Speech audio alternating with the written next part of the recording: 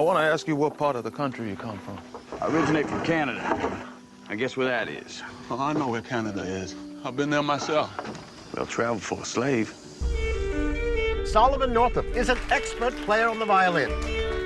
I was born a free man, lived with my family in New York. Be good for your mother. Until the day I was deceived. To Solomon. Kidnapped, sold into slavery. So, Ben, about a year ago, we did a review for Django Unchained. Yes, we did. It was a good review. I enjoyed making that one. Yeah, I've got a feeling that this one's not going to be as fun. No, it's not. No, so we're here today to talk about 12 Years a Slave, which is it's kind of a bit of an award darling. It's tipped for a lot of awards.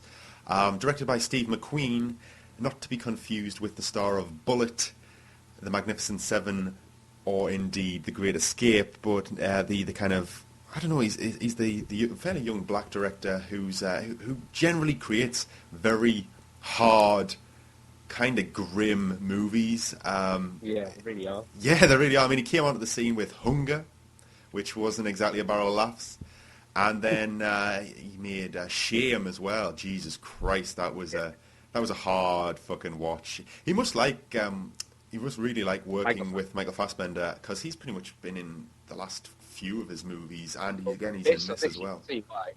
Oh yeah, Michael Fassbender's awesome. I always like to see him. But yeah, this 12 Years a Slave.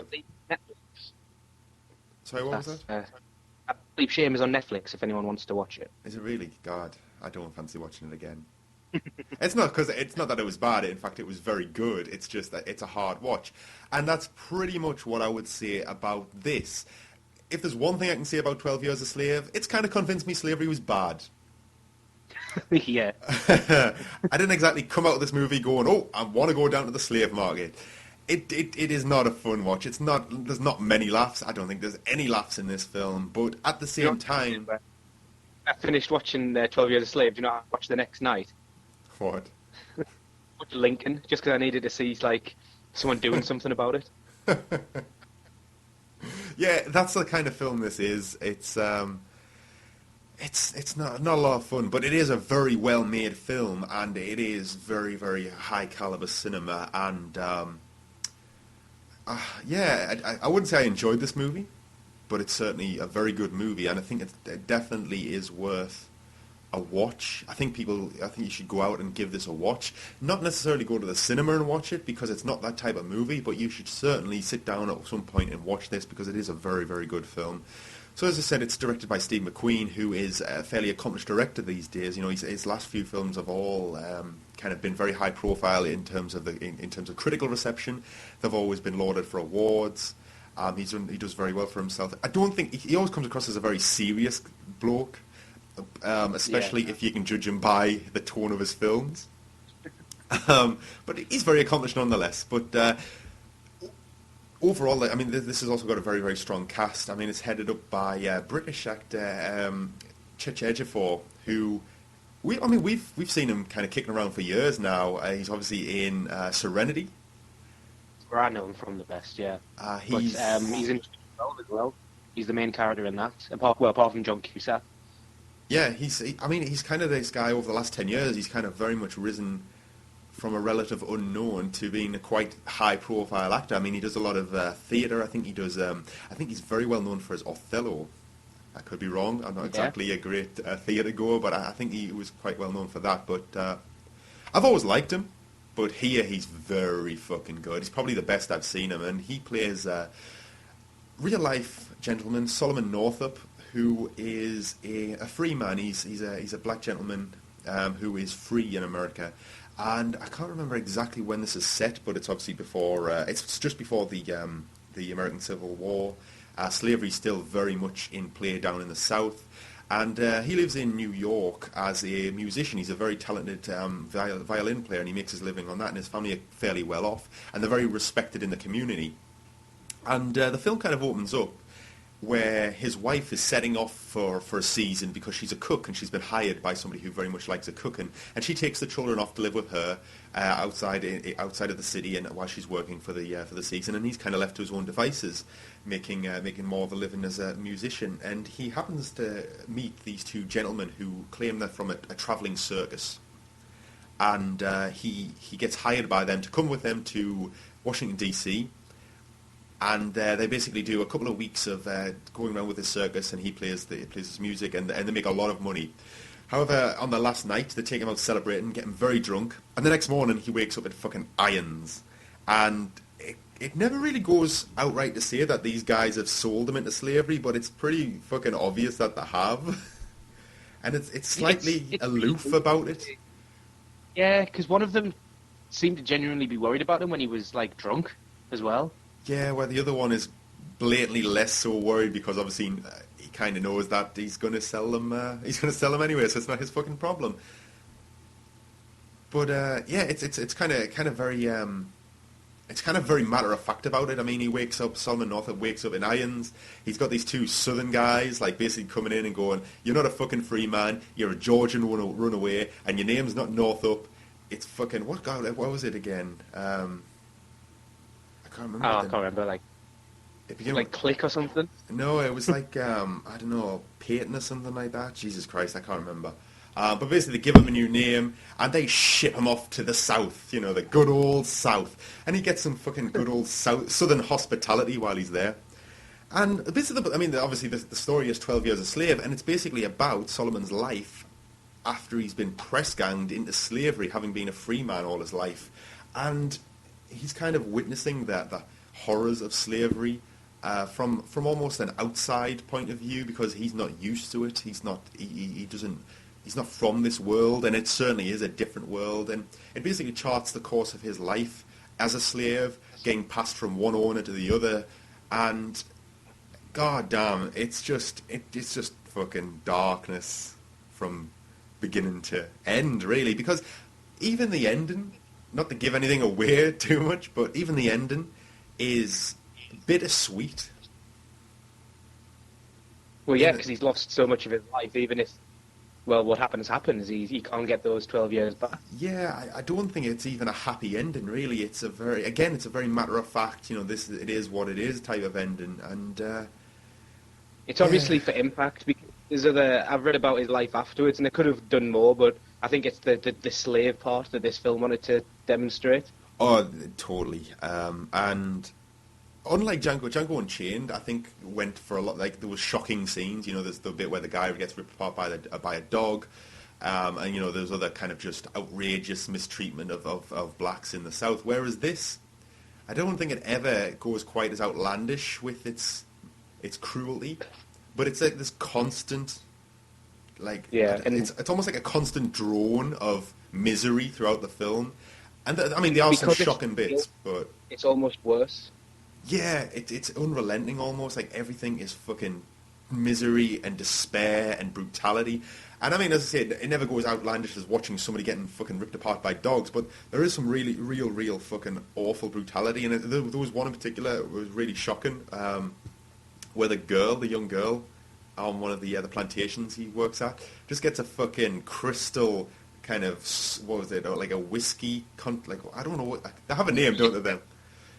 What, like a whiskey, decanter thing. A decanter thing, the big fucking square crystal things. She just gets one of those, started off her face for no fucking reason, and she goes down like a sack of shit, and it's just like, whoa, it just comes out of fucking nowhere, it takes you by surprise, and it's so kind of...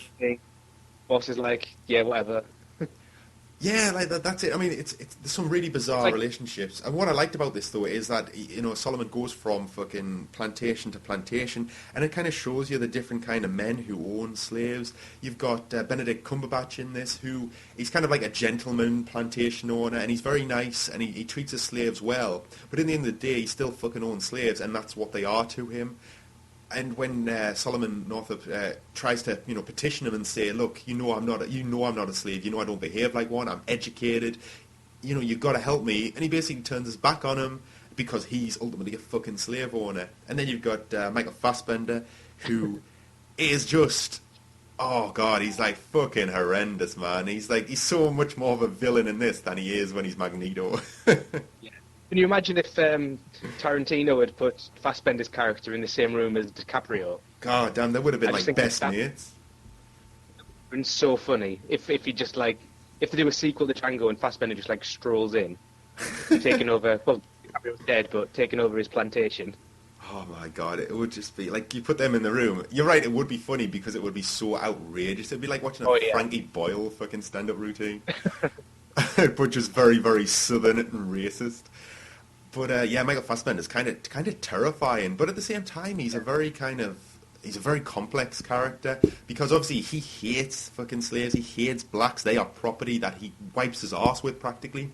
But at the same time, he's got this obsession with a young girl called Patsy, who's a slave, and basically she's kind of his favourite, and he obviously fancies her, and he kind of gives her special treatment, but this also attracts the attention of his wife, who's very jealous, and she's the one that mistreats this Patsy. She's the one that stots her in the head with a fucking whiskey decanter, and just mistreats her and demands that she's killed or beaten constantly because of his advances. And you know, this girl has done nothing to encourage these advances, and she's getting all the fucking like grief for it. To be fair, Ben, she is like coming on to Michael Fassbender because she picks cotton so fucking well. She picks cotton like no motherfucker. I mean, she embarrasses the men. Well, she picked like 280 pounds worth of cotton a day. That's impressive. She did. What's his face? Northup. He was hitting like 180, 190. I'm sure she was on like 540. She was embarrassing, man. Yeah, I mean, she can pick cotton. Like his £60 bag. Yeah. But yeah, she was his favourite, obviously, and she doesn't really, apart from picking cotton incredibly well, she's got talent for that.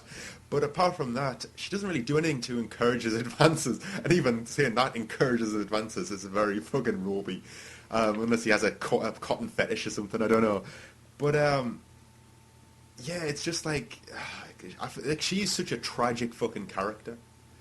And what was worse is that I just couldn't help but get the impression that she was very young.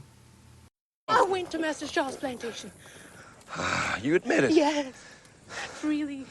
And you know why? I got this from Mrs. Shaw. Mrs. Zeps won't even grab me no soap to clean with. I stink so much to make myself gag. 500 pounds of cotton, day in, day out.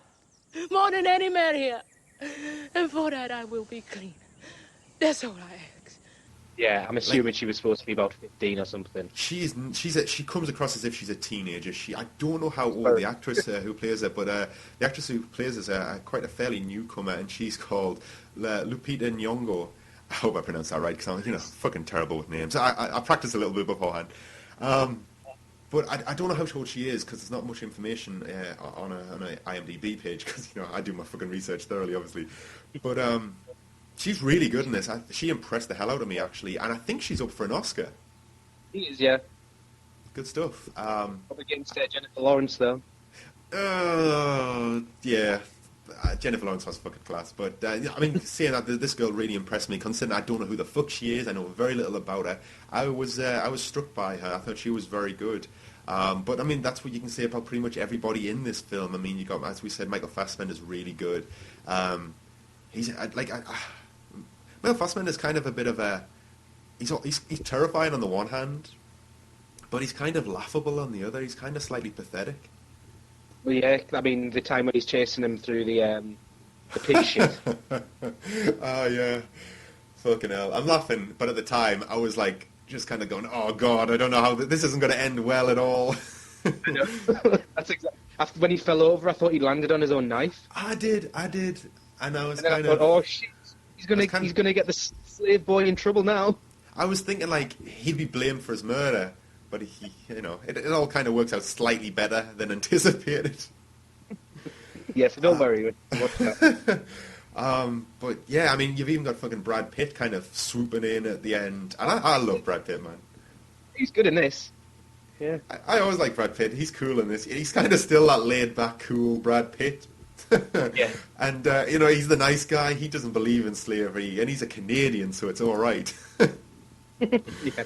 But, no, I did like him. He was good in this. I mean, everyone was fucking good. I actually quite liked the fact that a guy called Michael K. Williams was in this at the start. He was the slave on the boat with him at the beginning. He's a little... He actually is...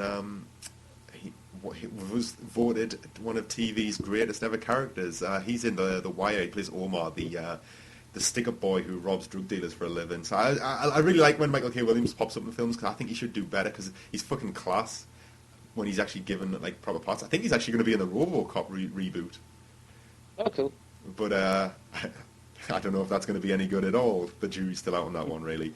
But it's nice to see him. There's actually a lot of people kind of pop up here in little bits and pieces. I mean, we said Benedict Cumberbatch is in it. He's not in it a huge amount. Fucking Paul Giamatti's in it. And I love Paul Giamatti, but what a cunt. Yeah, he was so horrible. I know you've probably got to be slightly nasty to be a slaver, but he was particularly horrible. And you've also got fucking Paul Dano, man. Paul Dano, who is making a living out of playing psychopaths. I always think he looks like, you know who he is? He's Shaggy out of Scooby-Doo. He always looks slightly worried about something, as if there's a ghost going to pop out at any moment. He always has that kind of slightly nervousness. You haven't seen Prisoners yet. He's got a lot to be worried about. Yeah, I can imagine actually a fucking Wolverine stomping after you. But yeah, I like Paul Dano. Yeah. He's in a film on Netflix as well that I want to watch, where he invents a woman in a book and she comes to life. Oh, Ruby Sparks. Yeah. I need to watch that. I've caught a bit of it, and it's just kind of, it's fucking ridiculous. She like, I only watched like 10 minutes of it, and it just looks, she looks fucking ridiculous. I think he's like, the idea is that she's his dream woman, but it starts to kind of unravel because she's too extreme in certain respects. But yeah, it's not on Netflix, did you say? It was on Netflix or Sky On Demand. Can't remember which one. I think it's on Sky, but I could be wrong. I'll have a look. But yeah, I thought he was really good in this. I thought he was a right bastard, but like, as you say, a looking over his shoulder, worried bastard. He always plays somebody, never got very much grit to him. He's always a bit spineless and a bit kind of wimpy. But at the same time, he's got this slightly acidic nastiness to him. And I think he does that very, very well. When he's singing that song in this film. Oh, God. I forgot about the song. Jesus. I'm surprised like no one punched him, to be honest. Yeah, I would. It must be really strange as an actor to go in and do something like that, because it's not like kind of playing a cartoon character or some kind of outlandish character. It's playing a really, like, you know, this shit went down in history and not that long ago in the grand scheme of things. And yeah. I know you're standing there looking a black cast in the eye. The people on Django's cast, they all knew it was a Tarantino film. It's not taking itself seriously. I mean, the gunfight alone indicates that this isn't a film about slavery. But Christ, this one, it's all serious. I'm really impressed with how Paul Dano just held it together at all to sing that song to 12 black people. You would almost like have to burst out laughing just because of the outrageousness of the whole thing. But God, yeah, that song was pretty fucking grim. And it never stopped. It never stopped. It was relentless. But I mean, it sounds like I didn't like this film, but I really did. I thought this was great. As far as quality filmmaking goes, as I say, I mean, I wouldn't go again to see it at the cinema. I think once is enough for quite some time. I certainly would watch it again in the future, but I think I would wait till I was in the comfort of my own home, because this is a long film as well. I think it clocks in at not too shy of nearly 3 hours or 2.5 hours. Yeah, it's just over. It's about 2.5 hours, 2 hours, 15 minutes or something, and that's a long time to just be like kind of whipped. You're practically getting whipped for 2 hours, like the characters on screen. There's no laughs. There's not a lot of happiness at the end, despite it being a happy ending, I suppose. But I still think this is a great film, and I'd probably, as far as ratings go, I think I'd give this a comfortable A. Yeah, that's what I'd give it, because I'm not sure what I would change to make it like an A+ or a gold star, but it's Throw definitely a couple of jokes in here and there. Yeah, a couple of jokes, a car chase. Did anyone shoot a gun? I think Benedict Cumberbatch shot. I think so. Oh God, that just reminded me of the other scene where he gets kind of half hung Oh yeah, if you did And forget about that bit. Yeah, I mean, it's That's quite a fun while to since watch. I've seen this, but Jesus Christ, it's so 'Cause drawn out. he gets to the point where he's on his tiptoes, and then everyone leaves him. And then Yeah, if he and moves, he'll kill himself. So it must be about. Well, obviously for him it's like a few hours, I guess, but for us, God, it must have only been a few minutes, but it was long enough. yeah, it was fucking It was like drawn a out. static camera shot as well, so we weren't moving. We were just watching him suffer for 3 minutes. That's actually, you reminded me of something I actually wanted to say. This film is gorgeous. The cinematography in this movie is absolutely gorgeous. There's some fantastic kind of just static long shots that just capture moments that are drawn out to kind of just accentuate the emotion and the effect of them. I mean, that hanging scene is one of them. There's another one where it just focuses on kind of Chechechefor's face for about, I don't know, 3 minutes, and he's kind of just working through some emotions. There's no speech, but you can just see it on his face. And there was some really, really, really good fucking cinematography in this film. I thought it was a very, very pretty film. I just liked the sweeping shots of the countryside as well, just to like put a gap where no one's getting whipped in every now and again. You know, you got to come up for breath like, occasionally. Like the swamps of the south. I thought it's hauntingly beautiful, which is sort of like an allegory for the film. Yeah, it is. Well done. Sometimes it sounds like we know what we're talking about. Sometimes it sounds like we almost prepare. Always. Not always, not very often, to be honest. But yeah, 12 Years a Slave, easily an A, very, very good film. I wouldn't be surprised if it won a lot of awards. I wouldn't be upset if it won a lot of awards, because I think I think not only is it a good film, it ticks a lot of the boxes. Yeah, So, for best film, best director, I can see it. It's got stiff competition, and I It would has. personally like to see Rocky win, but I wouldn't be surprised and I wouldn't be upset if this won. But I do think Michael Fassbender deserves his supporting actor award. I don't think He's there's anyone very else on that good. list that comes close to intensity. No, he's very good. I love Michael Fassbender. I don't think I've ever seen him in a movie. Oh, no, I tell a lie. I have seen him in a movie that was shit, and that was fucking Jonah Hex. But another Western, yeah, you know, another... Oh, this isn't really a Western, it's a Southern. But yeah, 12 Years Slavery, easily a fucking A. And yeah, as I said when we kind of first opened, I'm finally convinced, Simon, that slavery is bad. So I'm gonna free mine at the weekend. So screenhug.co.uk is firmly anti-slavery. I don't want to get the wrong ideas. We're I not have to against... work out which way I can say that. Sorry, I say we're not against slavery. Sorry, we are against slavery. Yeah. Jesus Christ. I don't come across very genuine now. Good Lord, I'll manage them all. I will survive. I will not fall into despair. I will keep myself hardy till freedom is opportune.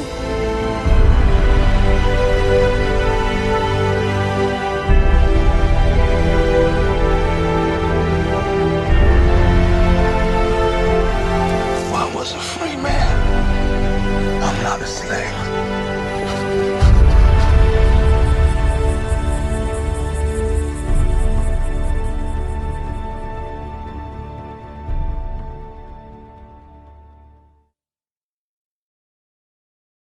If you want more from Screenhog UK, remember you can like our page on Facebook at facebook.com/ScreenhogUK, or alternatively, you can follow us on Twitter at twitter.com/ScreenhogUK. Of course, if you prefer to watch our shows in video form, you can subscribe to our YouTube channel at youtube.com/user/ScreenhogUK.